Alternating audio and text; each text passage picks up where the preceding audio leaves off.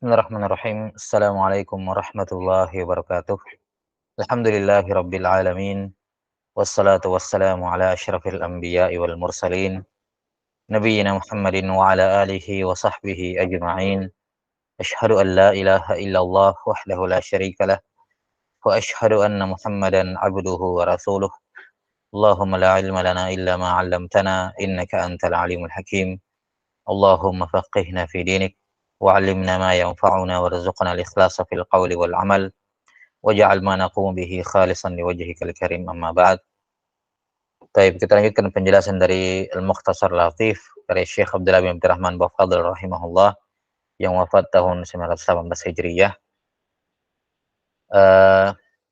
Terakhir alhamdulillah sudah selesai pembahasan berkenaan dengan syarat syahnya atau 6 syarat syah dari atau rukun dari khutbah Jumat ya.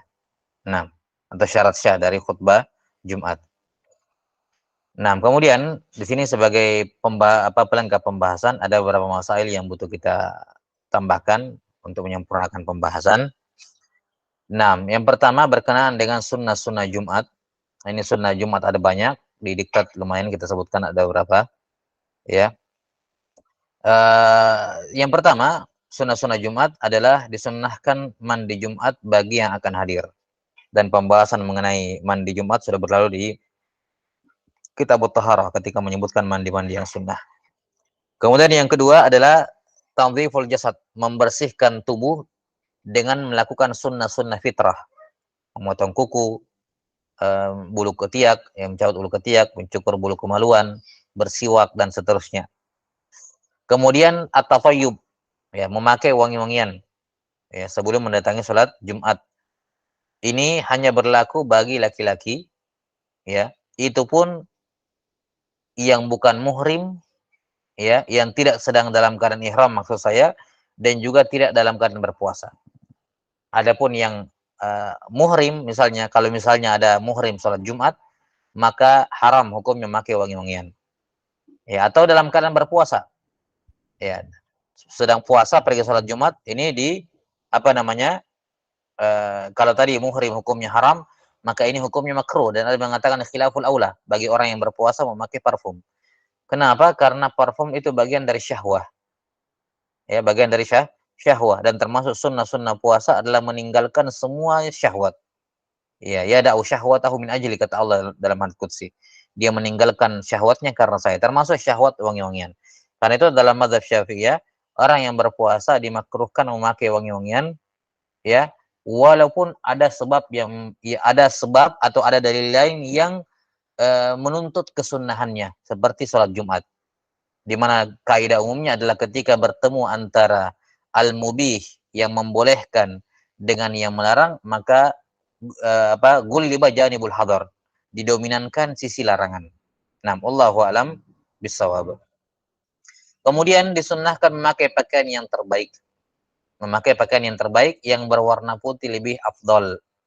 Dan ini perbedaan antara sholat Jumat dengan sholat Id. Kalau sholat Jumat yang paling afdol adalah putih, walaupun bukan pakaian yang baru. Sementara pada sholat Id, maka yang paling afdol adalah pakaian baru walaupun tidak berwarna putih. Walaupun tidak berwarna putih. Taib. Disunnahkan memakai kamis, imamah, rida, atau pakaian sesuai dengan negerinya ya. Karena kita di Indonesia tentunya tidak pakai imamah, rida, kamis secara umum juga tidak merata ya. Nah, tapi ini pakaian enggak masalah insyaallah. Kemudian hal ini lebih ditekankan lagi bagi khatib. Jadi jamaah saja disunnahkan untuk memakai pakaian yang terbaiknya, yang paling afdal warna putih. Nah, hal ini lebih ditekankan lagi bagi khatib.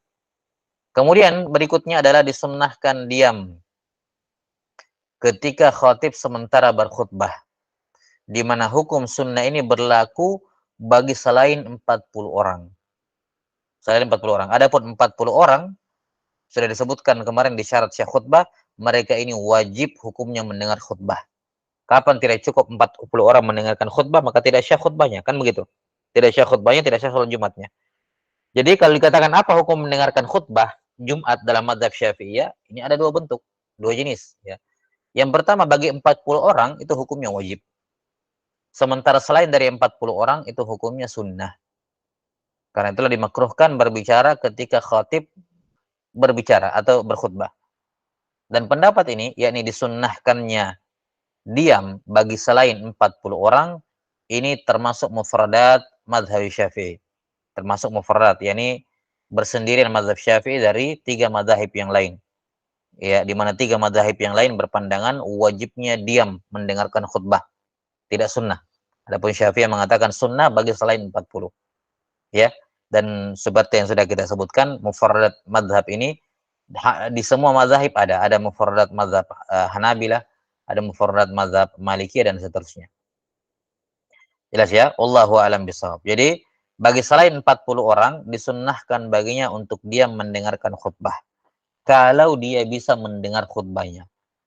Kalau misalnya khutbahnya dia tidak dengar, ya ini tentunya selain dari 40 sekali lagi ya. Ya, karena kalau 40 tidak dengar walaupun satu orang ya sudah, enggak syah ya. Nah, kalau misalnya kelebihan dari 40 orang ini tidak bisa mendengarkan khutbah atau tidak bisa memahami khutbah.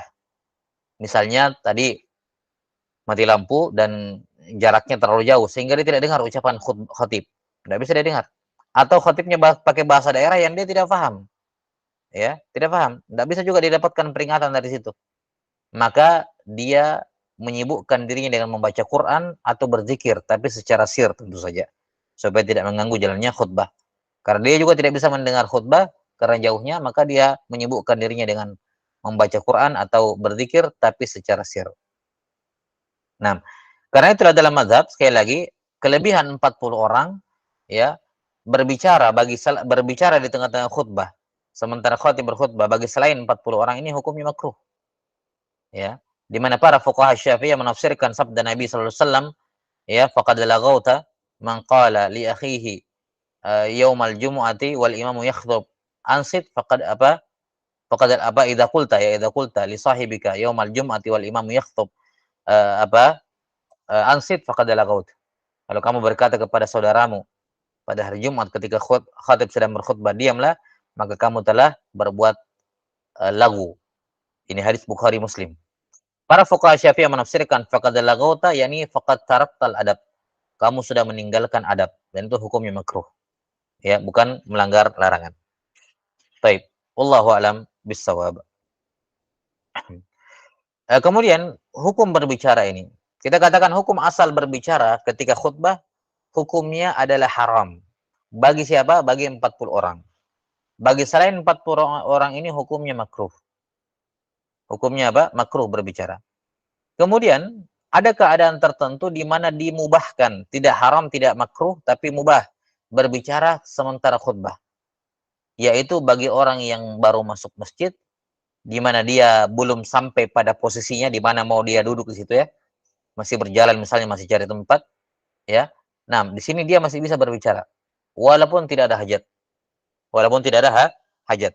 Kenapa? Karena memang ketika dia belum mustakir di tempatnya, dia belum berada pada momen mendengarkan khutbah. Jadi tidak ada juga tujuannya dia diam. Orang kan tujuannya diam supaya dia bisa mendengar khutbah. Jelas sampai sini? Ya. Tapi ketika dia masih baru masuk masjid, berjalan menuju shaf yang dia targetkan menuju ke sana, belum dia tetap sampai di sana, maka di sini dia belum mendengar khutbah dengan baik. Karena itulah dibolehkan. Tidak juga dikatakan sunnah, tentu saja boleh, tidak makruh, tidak haram untuk berbicara. Nah, kemudian terkadang berbicara di tengah khutbah disunnahkan. Terkadang berbicara di tengah khutbah disunnahkan. Kapan?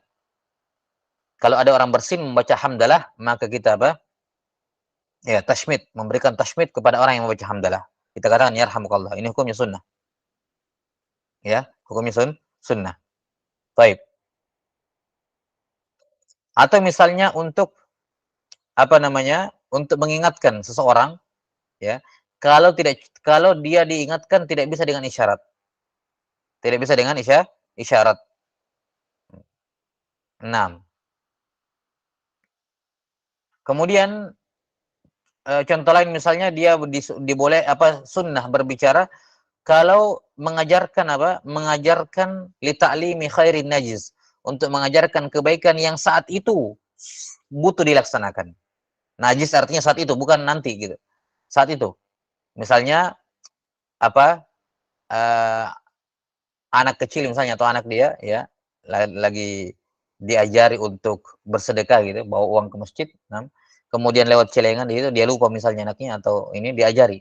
Sekarang itu saat itu lewat celengan misalnya dia bertahu anaknya suruh masukkan itu. Ya. Jelas ya? Atau melarang dari kemungkaran.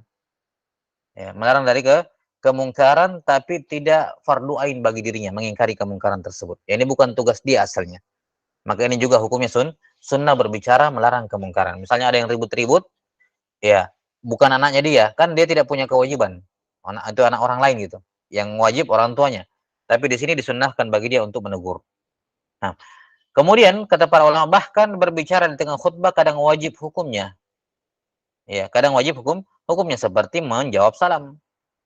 Ya, dia misalnya duduk pas di soft belakang, ada orang masuk mengucapkan salam, ya, mengucapkan salam assalamualaikum, dia dengar, dia wajib menjawab waalaikumsalam walaupun si pengucap salam telah melakukan hal yang makruh. Karena ketika masuk masjid dan khatib sudah sementara berkhutbah, dimakruhkan mengucapkan salam kepada hadirin. Ya, tapi kalau dia ngotot melakukannya, maka wajib yang mendengarkannya untuk menjawab. Maka ini dibolehkan berbicara, bahkan wajib dia berbicara, menjawab salam. Nah, termasuk sunnah-sunnah berbicara atau hal yang disunnahkan berbicara, ya walaupun ini bukan dua arah ya. Ini kan yang dibahas masalah berbicara dari tadi ini kan dua arah. Tapi termasuk pembolehan misalnya ya membaca salawat kepada Nabi sallallahu alaihi wasallam ketika nama beliau disebut di khutbah. Seorang bersalawat di bawah, di tengah-tengah khatib sementara berkhutbah. Nah, dan seterusnya. Baik, wallahu a'lam bishawab. Ini khulasah. Jadi mengenai diam ketika khatib berkhutbah, hukumnya berputar pada ahkamul khamsah ini. Berputar pada hukum yang 5. Kadang haram, kadang makruh, kadang mubah, kadang sunnah, kadang wajib. Kemudian sunnah berikutnya adalah tabkir, bersegera mendatangi sholat Jumat, at-tabkir ilaiha. Ya, di mana Nabi SAW menyebutkan dalam hadis, man jaa fi sa'atil ula, faka'annama qarraba badanah. Siapa yang datang di waktu pertama, maka seakan-akan dia bertakarrub dengan menyembelih seekor onta. Dan siapa yang datang di waktu terakhir, seperti baydah, bertakarrub dengan sebutir telur. Nah, di mana waktunya di sini kata para ulama terbagi sejak dari terbitnya fajar. Ya, sejak dari terbitnya fajar.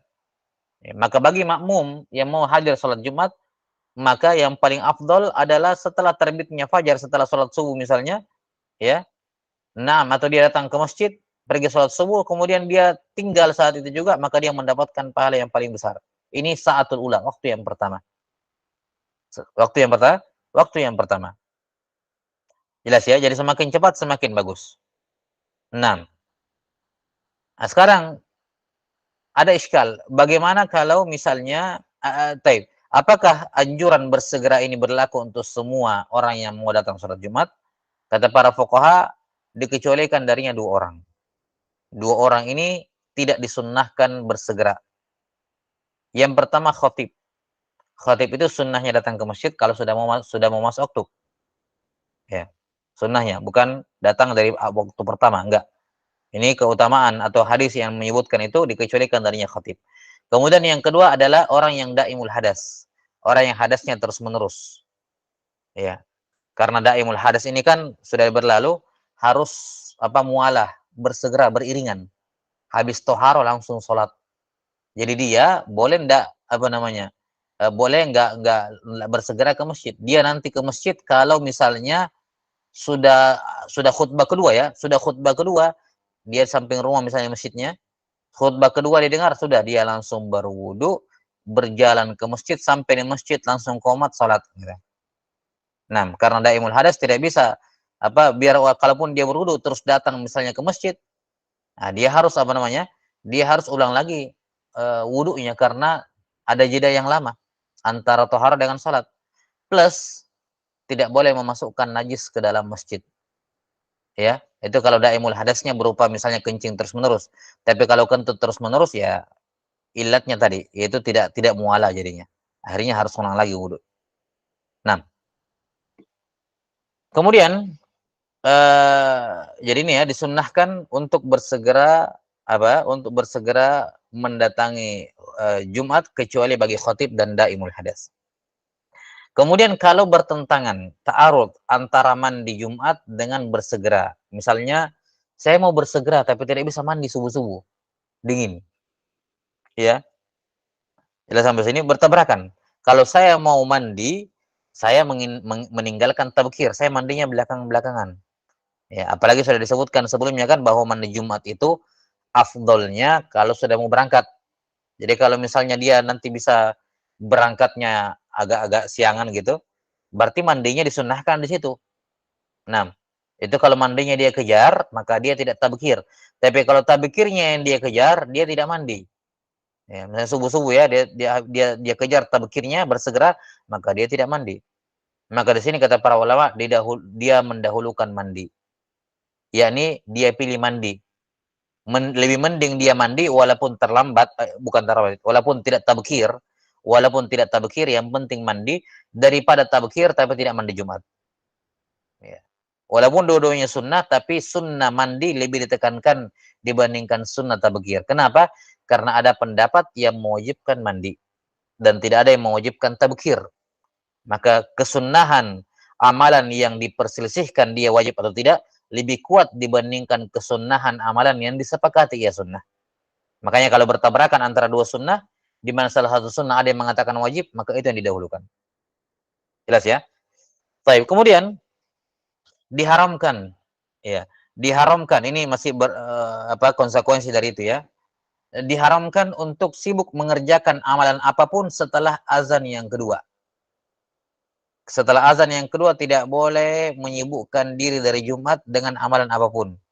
Jangankan perkara-perkara dunia seperti jual beli, transaksi jual beli, pekerjaan di kantor dan selainnya. Hatta ibadah sekalipun tidak boleh. Istighal, menyibukkan diri dengan ibadah sekalipun setelah khutbah Jumat tidak boleh. Karena itulah sudah berlalu kita bahas di pembahasan sholat-sholat sunnah ya, di kemarin di waktu larangan ya, di waktu larangan, bahwasanya kalau khatib sudah naik ke mimbar, tidak boleh ada sholat sunnah. Orang yang sudah di dalam masjid, tidak boleh dia sholat sunnah, tidak boleh. Karena itu menyibukkan dari khutbah. Haram hukumnya. Ya, haram hukumnya dan tidak syah. Nah, satu-satunya orang yang boleh beribadah, ini sholat dalam artian ini, sholat setelah khatib naik ke mimbar, hanyalah orang yang terlambat datang, masuk masjid, khatib sudah di atas mimbar, maka dia boleh sholat, itu pun hanya 2 rakaat, itu pun hanya tahiyatul masjid. Nggak boleh meniatkan 2 rakaat itu sholat subuh misalnya. Kalaupun misalnya dia ketiduran atau dia lupa pernah punya tunggakan sholat subuh, dia pas ingat ketika itu, tidak boleh dia meniatkan 2 rakaat itu sebagai subuh. Harus tahiyatul masjid. Tidak ada yang lain. Jadi ibadah saya tidak diperbolehkan. Ya, pada setelah azan yang kedua, tentu saya pengecualiannya tadi tahiyatul masjid bagi yang baru datang, apalagi amal-amal dunia. Jelas ya?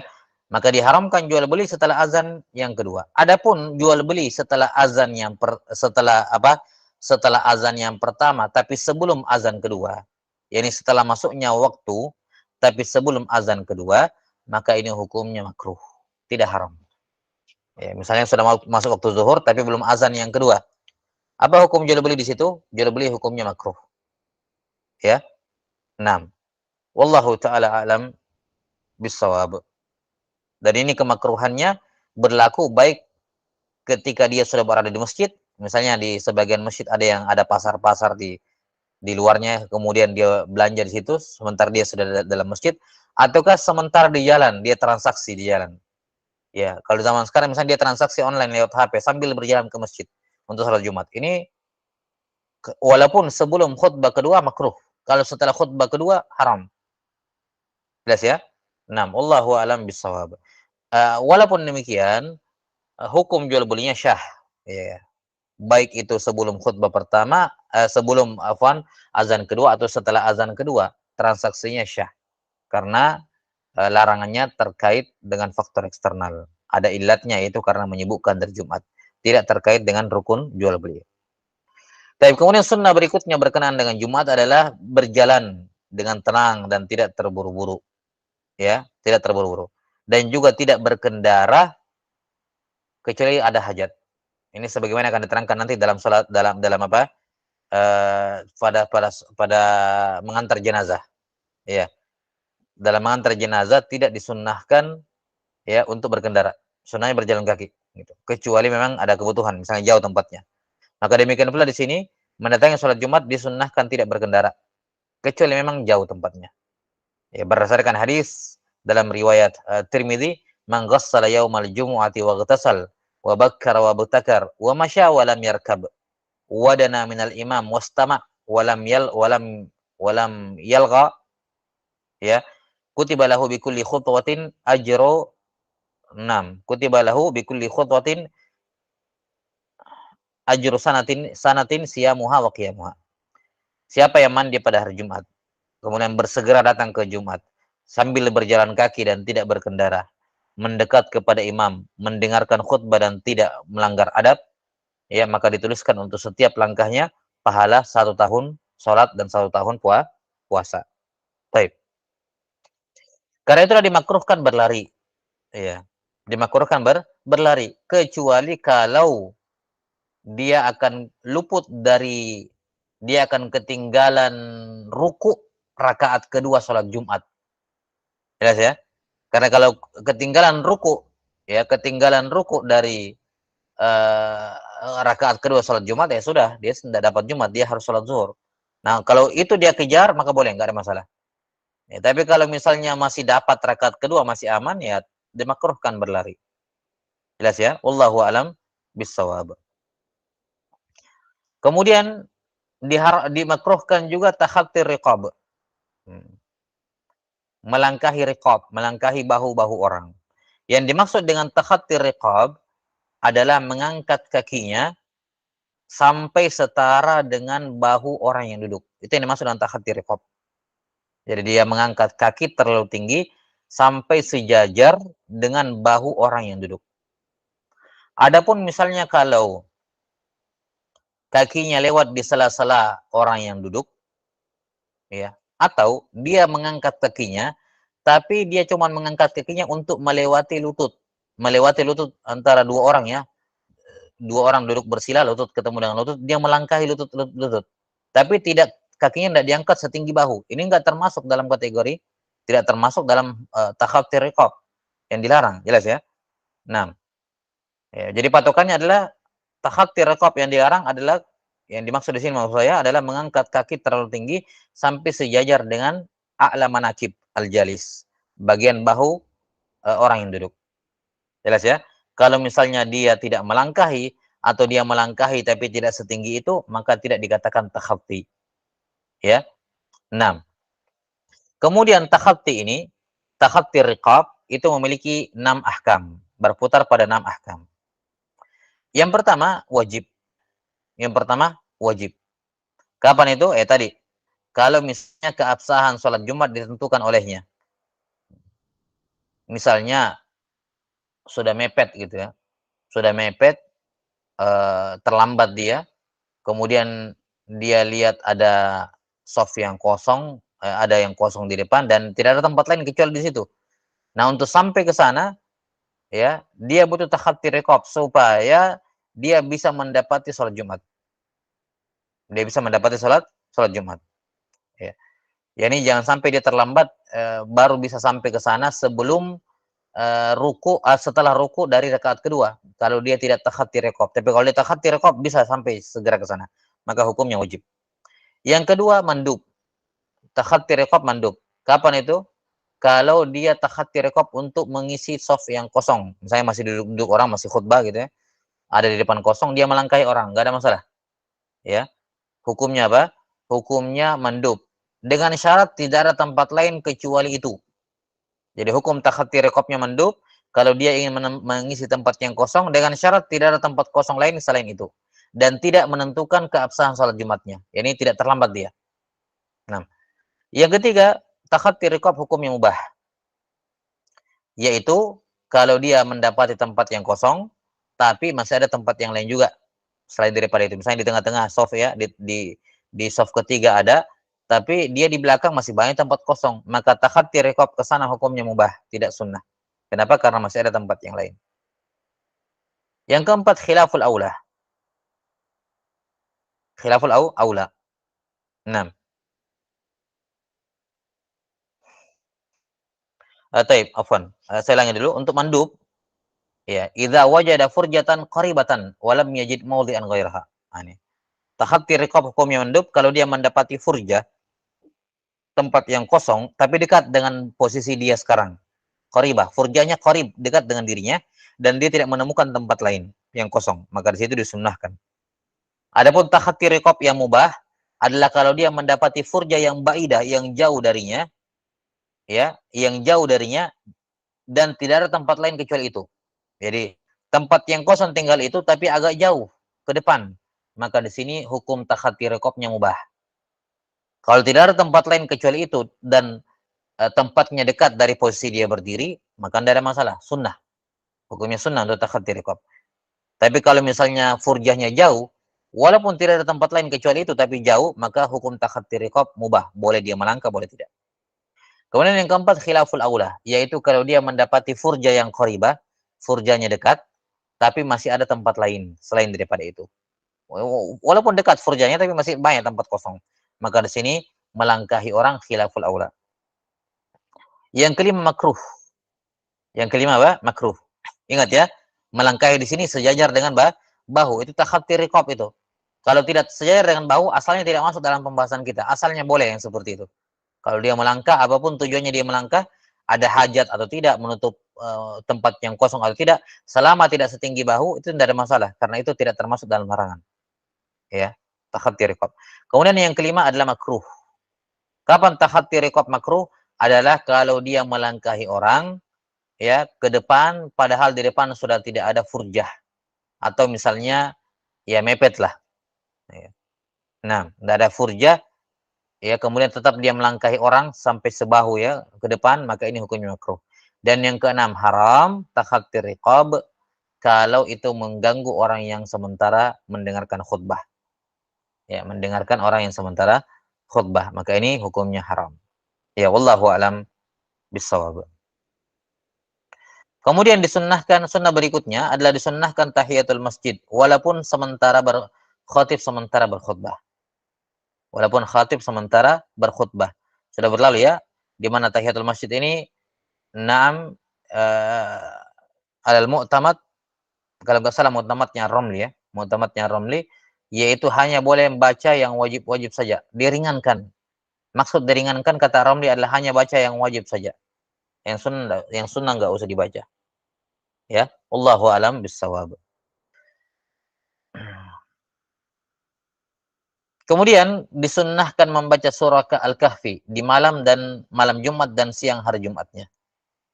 Ya, berdasarkan riwayat Al-Baihaqi, man qara'a surat Al-Kahfi yaumal jumu'ah adha'a lahu nurun ma bainal jum'atain.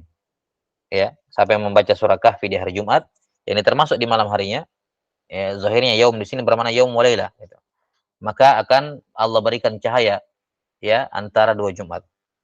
Kemudian disunnahkan memperbanyak salawat kepada Nabi sallallahu alaihi wasallam pada malam dan hari Jumatnya.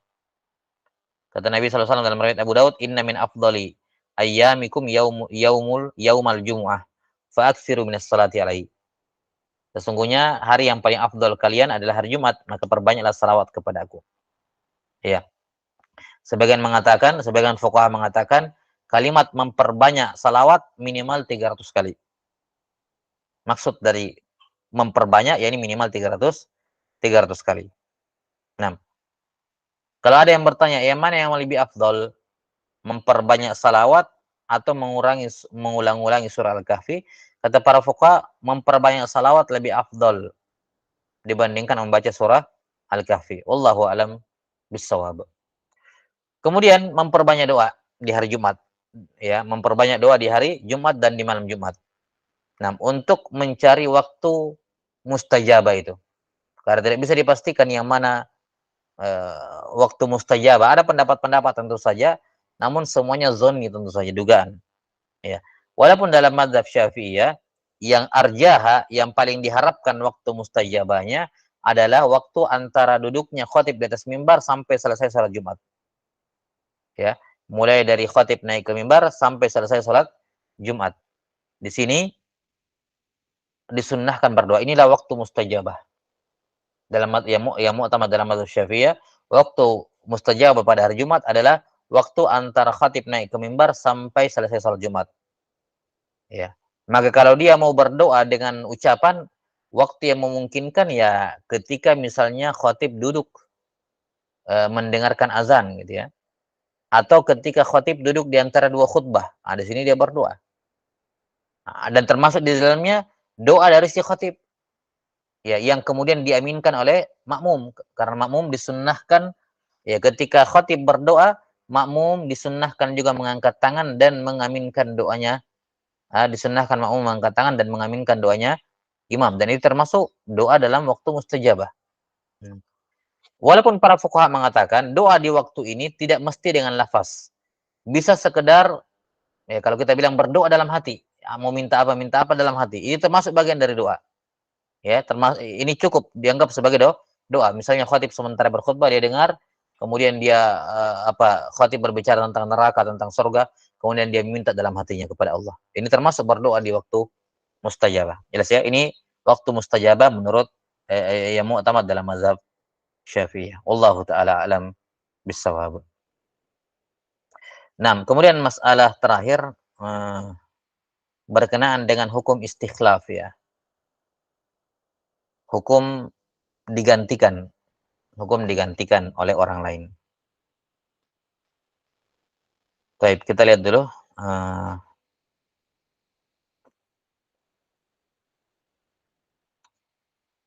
ya, Allah alam bisawab ya. Apa kita bahas atau tidak?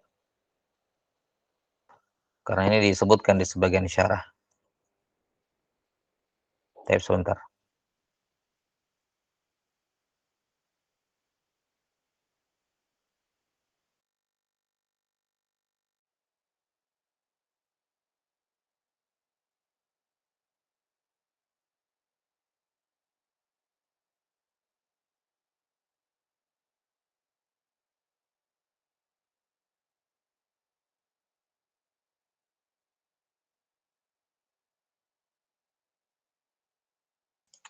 Baik, atau enggak apa-apa kita bacakan saja ya. Kita jelaskan sedikit. Diikuti saja. Yang seperti ini masail jarang terjadi ya, tapi setidaknya sudah pernah dipelajari. Kalau dibutuhkan bisa merojah bismillah. Baik, berkenaan dengan masalah istikhlaf, minta digantikan. Ya, si khotib atau si imam minta digantikan. Nah, istikhlaf ini secara umum ada dua bentuk dulu ya, dari sudut pandang kejadiannya. Yang pertama ada istikhlaf pada Jumat, pada sholat Jumat, dan yang kedua ada istikhlaf pada selain sholat Jumat. Nah, masalah yang pertama istikhlaf fil Jum'ah, istikhlaf pada sholat Jumat. Di sini ada tiga keadaan. Tidak lepas dari tiga keadaan. Keadaan yang pertama, istikhlaf di tengah-tengah khutbah atau di antara dua khutbah. Ya. Dia minta, si khotib minta digantikan di tengah-tengah khutbah atau setelah selesai khutbah pertama dia duduk, minta digantikan. Orang itu yang lanjutkan khutbah keduanya.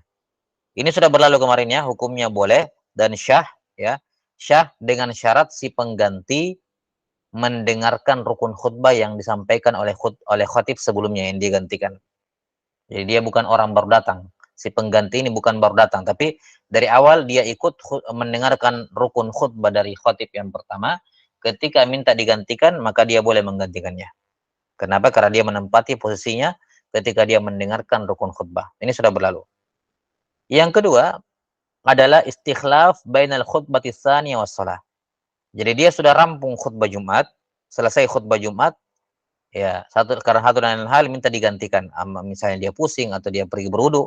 Kalau dia berwudu atau dia pergi buang air misalnya khawatir kelamaan gitu, maka dia minta digantikan untuk mengimami sholat. Karena butuh diketahui tentu saja asalnya dalam yang sunnahnya adalah khotib dan imam adalah orang yang sama, bukan berbeda. Nah, itu sunnahnya. Ya, khatib dan imam adalah orang yang sama. Nah, sekarang di yang kedua ini adalah dia minta diganti, si khatib minta diganti setelah rampungnya khutbah tapi belum sholat. Ya. Maka hukumnya syah, boleh juga dengan syarat si khalifah, si pengganti mendengarkan semua rukun. Mendengarkan semua rukun khutbah.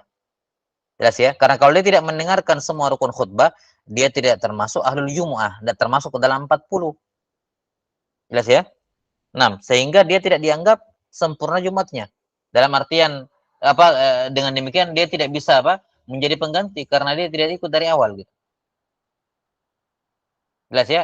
Karena sudah disebutkan bahwasanya harus ada mualah. Tidak boleh ada jeda yang lama antara khutbah kedua dengan sholat. Kan begitu. Sudah kita sebutkan kemarin syarat sah khutbah mualah. Yani mualah antara rukun, mualah antara khutbah pertama dan khutbah kedua, dan mualah antara khutbah kedua dengan sholat. Nah sekarang di antara khutbah kedua dengan sholat dia minta diganti. Nah ini jedanya tidak boleh terlalu lama. Ya. Dimana kalau dia diganti, maka apa? Di antara yang menyambungkan mualahnya adalah si pengganti sudah mendengarkan rukun khutbah seluruhnya. Udah ya? Taib. Wallahu a'lam bishawab. Kemudian yang ketiga adalah si khotib diganti ketika sudah sholat. Jadi pas khutbah Jumat aman, pas sholat Jumat juga dia tetap jadi imam. Tapi kemudian di tengah-tengah sholat Jumat, terserah di rakaat pertama kedua, jelas sudah takbiratul ihram, tiba-tiba minta diganti. Tiba-tiba minta diganti. Taib. Maka di sini tidak lepas dari 4 keadaan. Enggak lepas dari 4 keadaan. Keadaan yang pertama, si imam yang menggantikan imam, ya, atau si imam meminta orang yang menggantikan dirinya adalah orang yang belum bermakmum kepadanya. Belum bermakmum kepadanya. Nah, kita sampai sini. Misalnya ya, surahnya ya. Misalnya imam sudah takbiratul ihram di depan, Allahu Akbar. Ada orang di belakang, misalnya habis takbiratul ihram Allahu Akbar, langsung batal wudunya si imam. Ada makmum di belakang baru mau bilang sudah ditarik ke depan, kamu yang jadi imam. Ya. Ini kan ini tidak syah, tidak boleh. Kenapa? Karena dia ditunjuk menjadi pengganti ketika dia belum menjadi pengikut. Ya, belum mengikuti, belum menjadi makmumnya si imam. Maka di sini tidak boleh dan tidak syah. Dia ditunjuk sebagai pengganti. Terlarang dan itu membatalkan sholat Jumat kalau ngotot gitu, menggantikan. Yang kedua, keadaan yang kedua, yang ditunjuk ini sudah jadi makmum. Jadi ba'dal iqtida. Dia sudah menjadi makmum, ya. 6. Di mana dia menggantikan posisi imam sebelum i'tidal, paling lambat di ruku rakaat pertama. Ingat ruku rakaat pertama kan berarti kan masih mendapati 1 rakaat. Ya, ruku rakaat pertama. Ya. Jadi di mana dia digantikan imma ketika masih sementara berdiri atau ketika ruku. Yang penting belum i'tidal saja. Yang penting belum i'tidal. Maka di sini hukumnya syah. Dia boleh menggantikan imam. Ya. Dia boleh menggantikan imam ini. Baik. Jadi misalnya imamnya takbir Allahu Akbar baca Al-Fatihah. Pas dia ruku kentut. Maka dia meminta jamaah di belakangnya untuk maju. Yang mana jamaahnya sudah jadi makmum sebelumnya. Dari awal sholat maksud saya.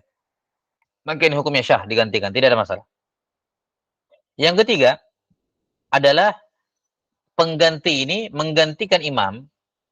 Ini keadaan masih dari keadaan yang kedua ya. Ini sudah jadi makmum dia. Tapi dia menggantikan setelah ruku yang pertama, setelah ruku di rakaat pertama. Ini saat i'tidal. Ya. Maka di sini menurut Ibnu Hajar hukumnya haram. Tidak boleh dan tidak syah. Ya. Tidak boleh dan tidak syah. Sudah sampai sini? Kenapa? Karena syarat syahnya sholat Jumat kan telah berlalu harus berjamaah. Yakni jamaah di rakaat pertama.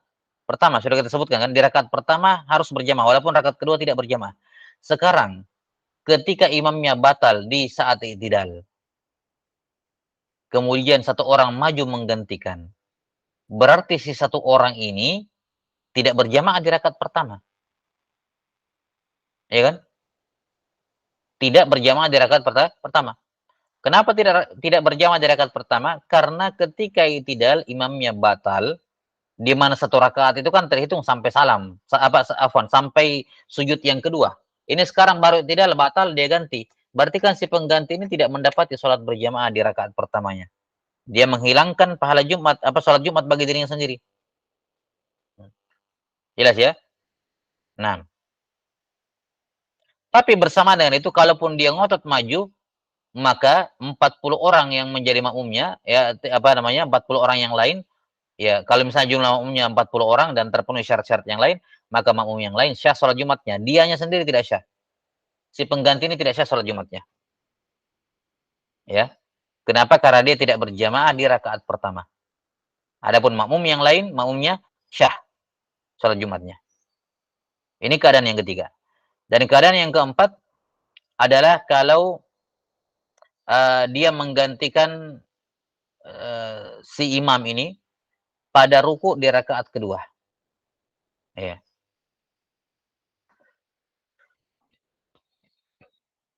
Misalnya, Fon, saya ulangi, bentuk yang keempat ini, misalnya surahnya adalah ada orang masbuk. Di mana masbuk ini dia baru bergabung di ruku rakaat kedua. Berarti kan dia masih dapat apa? Dia masih dapat rakaat kedua ini. Ya. Masih dapat satu rakaat dia karena dia bergabung ketika ruku rakaat kedua. Tapi imamnya minta diganti ketika tasyahud akhir. Ketika tasyahud akhir, ya surahnya kalau kita mau bikin gambar-gambaran, misalnya ada orang terlambat datang masbuk, kemudian tiba-tiba ada orang di belakang imam misalnya buang angin, dia keluar, dia langsung datang ke depan situ ngisi soft yang kosong di situ. Di mana dia masuk ketika ruku rakaat kedua. Ya. Tapi pada saat tasyahud akhir imam, dia disuruh digantikan. Ya. Jelas sampai sini? Dia disuruh gantikan. Nah, apakah boleh?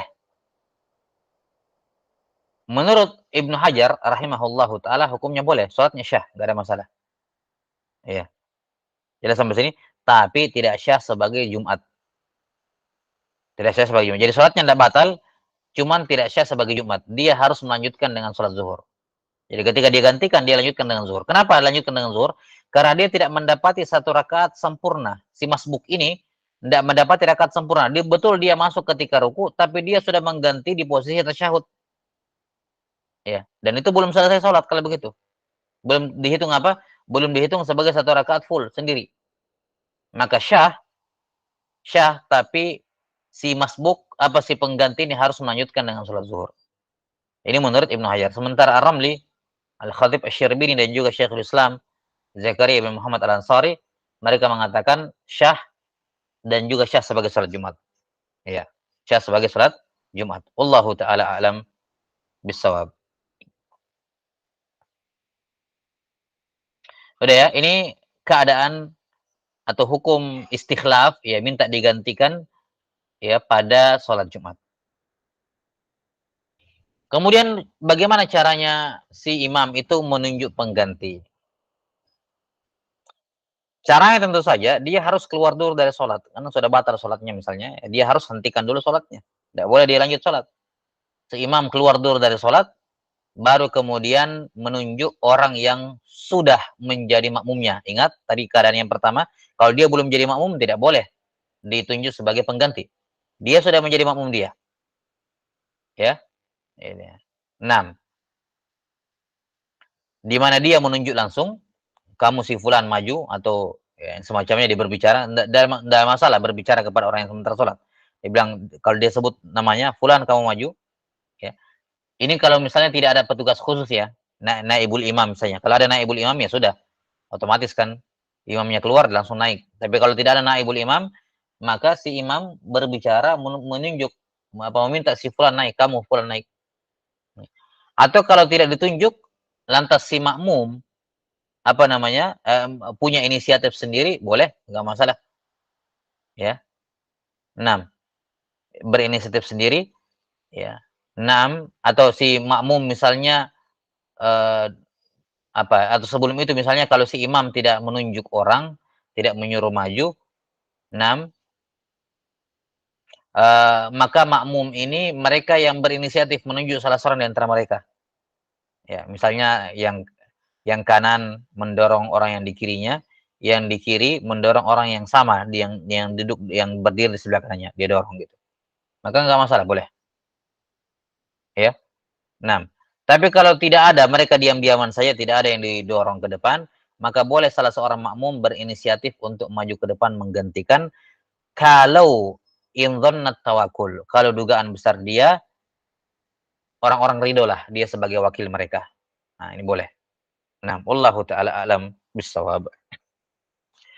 Nah, ini selesai pembahasan berkenaan dengan istikhlaf pada Jumat. Nah, sekarang bagaimana istikhlaf pada selain sholat Jumat? Nah, orang istikhlaf ya, istikhlaf pada selain sholat Jumat. Ini tadi sholat Jumat butuh rincian detail karena kan syaratnya jelas. Harus berjamaah, harus mualah. Jadi ini semua faktor-faktor yang harus dijaga. Makanya lebih lebih lebih pelik rinciannya dalam masalah istikhlaf dalam sholat Jumat. Adapun istikhlaf pada selain sholat Jumat ini lebih mudah. 6. Ya, di sini ada dua keadaan. Keadaan yang pertama, si imam istakhlafa, meminta digantikan kepada orang yang belum bermakmum kepadanya. Belum bermakmum kepadanya. Baik. Jadi apa namanya? Misalnya dia tadi takbir, nah, kemudian menunjuk masbuk, di mana masbuk itu belum menjadi makmumnya ketika itu. Baru mau masuk, dia sudah batal. Ditunjuk maju ke depan. Sudah sampai sini? Nah, maka di sini apa hukumnya? Menunjuk orang yang apa belum menjadi makmumnya ketika wuduknya imam batal atau alasan yang lain gitu ya. Di sini tidak lepas dari dua keadaan. Keadaan yang pertama, sholatnya si masbuk tidak menyelisihi tertib sholatnya imam. Dan keadaan yang kedua, sholatnya masbuk menyelisihi tertib sholatnya imam. Bagaimana maksudnya? Contoh misalnya sholat zuhur ya, misalnya sholat zuhur. Zuhur kan 4 rakaat. Berdiri, tasyahud, awal, berdiri, tasyahud, akhir, kan begitu. Tertibnya sholat kan begitu, kalau 4 rakaat. Nah, si masbuk ini ditunjuk menjadi apa? Ditunjuk menjadi pengganti imam, ya, ditunjuk menjadi pengganti imam, padahal dia belum menjadi makmumnya. Langsung ditunjuk, di mana dia masuknya di rakaat ketiga. Jadi terlambat 2 rakaat, masuk rakaat ketiga, baru mau bergabung ke soft di depan misalnya, langsung disuruh maju ke depan untuk jadi imam. Maka di sini boleh. Ya, maka di sini boleh. Kenapa? Karena rakaat ketiga bagi imam dan jamaah itu sama seperti tata cara sholatnya rakaat pertama bagi dirinya. Ini kan rakaat pertama bagi dirinya, yaitu sama-sama akan berdiri nanti. Ya kan? Sama-sama akan berdiri. Maka di sini hukumnya syah. Jelas sampai sini hukumnya apa? Hukumnya syah. Ya, jadi misalnya masbuk masuk di rakaat ketiga. Rakaat ketiga kan nanti tidak duduk tasyahud, tidak duduk. Dia akan berdiri lagi. Nah, itu sama seperti apa? Rakaat pertama bagi si masbuk ini. Rakaat pertama kan juga tidak duduk. Jadi bersamaan tertibnya. Maka yang seperti ini boleh. Ya. Syah dia memimpin salat secara mutlak. Baik si makmum memperbaharui niat iktidaknya ataukah tidak memperbaharui, sama saja. Tetap syah. Yang kedua adalah kalau tertibnya salat masbuk menyelisihi tertib salat imam. Ya. Contohnya misalnya salat maghrib. Salat maghrib, dia misalnya masbuk 1 rakaat. Dia baru masuk rakaat kedua. Ditunjuk dia jadi imam. Ini kan rakaat kedua merupakan rakaat pertama bagi dirinya, ya kan? Nah, di sini kan menyelisihi. Rakaat keduanya imam dan makmum yang dulu, yang tadi itu, rakaat keduanya kan harus tasyahud awal. Sementara dia ini baru rakaat pertama, bukan tasyahud awal, berdiri gitu. Jelas ya? Nah, maka ini menyelisihi tertib sholatnya imam. Tertibnya sholat masbuk menyelisihi masbuk yang ditunjuk sebagai pengganti menyelisihi tertibnya sholat imam. Maka yang seperti ini tidak syah dia menjadi makmum, tidak syah dia menjadi imam, dan makmum juga tidak syah bermakmum kepadanya, kecuali kalau si makmum memperbaharui jaddada niat al-qudwah. Dia memperbaharui niat qudwahnya, yakni niat qudwah kepada orang ini penggantinya. Dia ini perbaharui niatnya. Maka yang seperti itu syah, nggak ada masalah. Ya. Wallahu taala alam bisawab. Kemudian yang keadaan yang kedua adalah kalau dia menunjuk orang sebagai pengganti yang memang sudah menjadi makmumnya, sebelum dia membatalkan sholat, sebelum dia berhadas. Maka ini tidak ada masalah syah. Ini keadaan normal ya, syah secara mutlak. Wallahu taala alam bisawab.